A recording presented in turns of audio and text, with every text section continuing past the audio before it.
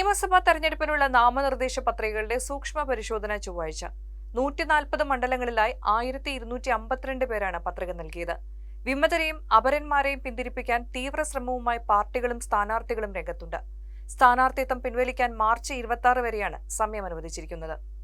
പല മണ്ഡലങ്ങളിലും പ്രമുഖ മുന്നണികൾക്ക് വിമത സ്ഥാനാർത്ഥികൾ രംഗത്തുണ്ട്. ഇതിനുശേഷമാകും കേരളത്തിലെ യഥാർത്ഥ മത്സരചിത്രം തെളിയുക. സംസ്ഥാനത്തെ അന്തിമ വോട്ടർ പട്ടിക ചൊവ്വാഴ്ച പ്രസിദ്ധീകരിക്കും. ഇത്തവണ 2.72 കോടി വോട്ടർമാരാണ് കേരളത്തിന്റെ രാഷ്ട്രീയ ഭാവി നിർണ്ണയിക്കുക.